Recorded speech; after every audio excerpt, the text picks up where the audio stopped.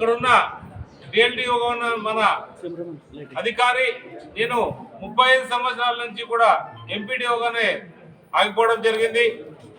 మన ప్రభుత్వం వచ్చిన తర్వాత చంద్రబాబు నాయుడు గారు అలాగే పవన్ కళ్యాణ్ గారు వచ్చిన తర్వాత మా అందరికి కూడా ప్రమోషన్స్ రావడం నిజంగా మా జన్మలో మేము మర్చిపోలేని అనుభూతి కలిగిస్తుంది. అలాగే ఆ అనుభూతిని మీతో పంచుకోవాలనే ఉద్దేశంతో ఈరోజు చంద్రబాబు నాయుడు గారికి అలాగే పవన్ కళ్యాణ్ గారికి ఇద్దరు కూడా పాలాభిషేకం చేయడం జరిగింది. అంటే ఒక విలేజ్ సెక్రటరీ అంటే ఒక నిజంగా నాకే అనిపించేది ఒక చిన్న చూపుతో అనిపించే పదాన్ని పెద్దరికంగా వాళ్ళ ప్రమోషన్ ఇస్తూ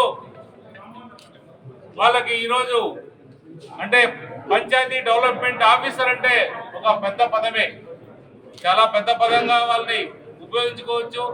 వాళ్ళు కూడా వాళ్ళ తర్వాత కూడా ప్రమోషన్స్ రావడానికి కూడా ఉన్నాయి. వాళ్ళు అదే చెప్తున్నారు, మేము చిన్న ఎంపీడీ వాళ్ళ చాలా మంది ఉన్నాం. ఇప్పుడు మా స్థాయి మేము డిప్యూటీ సిఓ కావచ్చు లేదా సిఇఓ దాకా కూడా మేము వెళ్ళే అవకాశాలు ఉన్నాయి. కాబట్టి మేము సంతోషాన్ని వెలిపిస్తూ ఈరోజు వాళ్ళిద్దరికి కూడా పాలాభిషేకం చేయడం జరిగింది. వాళ్ళకి ముఖ్యంగా మా ప్రాంతం తరఫున మా ముఖ్యమంత్రి గారికి అలాగే డిప్యూటీ ముఖ్యమంత్రి ఇద్దరికి కూడా మేము కూడా అభినందనలు. ఎందుకంటే వాళ్ళ చిరకాలంగా కోరిక ఎప్పుడు ఎన్డీఏ కూటమితో ఎప్పుడు కూడా ఉండాలనేది మా తాపత్రయం, ఎప్పుడు కలిసి ఉంటాం అని ఇద్దరు కూడా ఎప్పటికప్పుడు చెప్పుకోవడం జరిగింది. ఇంకా 15 ఏళ్ళు మేము కలిసి కనీసం 15 ఏళ్ళు కలిసి నడవాల్సిన అవసరం ఎంతైనా ఉందని చెప్తున్నారు. ఎందుకంటే అభివృద్ధికి గడిచిన 5 ఏళ్ళు ఏదైతే మనం చూసామో 2019 నుంచి 24 వరకు కూడా చాలా అద్భుతమైన పరిస్థితుల్లో మన వ్యవస్థలన్నీ కూడా నడిచాయి. ఇదే సెక్రటరీలకి మీరే చూశారు, ఆ సెక్రటరీలకి ఏం పని పెట్టేవాళ్ళంటే ఒకే పని, 1వ తారీఖు నుంచి 10వ తారీఖు వరకు వాళ్ళు పింఛన్ ఇచ్చే కార్యక్రమం. అదే పని 10 రోజులు చేయించేవాళ్ళు వాళ్ళు. ఎందుకంటే ఒక రోజు డబ్బులు ఇచ్చేవాళ్ళు కాదు. ఈరోజు మాతో డబ్బులు లేవు కాబట్టి రేపు కొంత, మర్నాడు కొంత, ఆ మర్నాడు కొంత అని 10 రోజులు 15 రోజులు పింఛన్ ఇచ్చే కార్యక్రమాలు చేసేవాళ్ళు. మరి వాళ్ళిద్దరు కార్యక్రమాలకి అంటే వాళ్ళు జనాలు తీసుకోవడానికో విధంగా హింసించడానికో వాళ్ళు వాడుకొని వాళ్ళు ఇబ్బంది గురి చేసేవాళ్ళు. వాళ్ళు ఇప్పుడు దాంట్లో నుంచి అందరూ కూడా బయటికి రావడం జరిగింది. అందరూ కూడా ప్రమోషన్ వచ్చినాయి. వాళ్ళు కూడా ఒక అధికారులుగా మన ముందు ఉంటున్నారు. మన కూటమి ప్రభుత్వం వచ్చిన తర్వాత 1200 కోట్లు పంచాయతీలకు నిధులు ఇచ్చామంటే ఒక్కసారి మీరు ఆలోచన చేసుకోవాలి.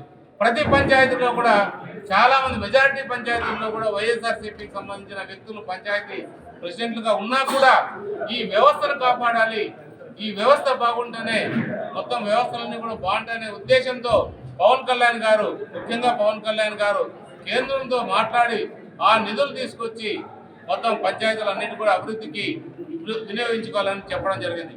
కానీ కొంతమంది మెజారిటీ పంచాయతీ సెక్రటరీలు అయితే సద్వినియోగం చేశారు, కానీ కొంతమంది దుర్వినియోగానికి కూడా పాల్పడ్డారు.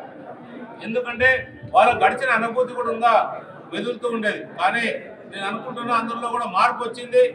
ఇంకా అందరూ కూడా అభివృద్ధి వైపు పయనిస్తారనేది మా సంకల్పం. అందరూ కలిసిమెలిసిగా పనిచేసి ముఖ్యంగా మా కళ్యాణదుర్గ ప్రాంతాన్ని మీ తోడు కావాలి, మాకి మీ సహకారం కావాలి.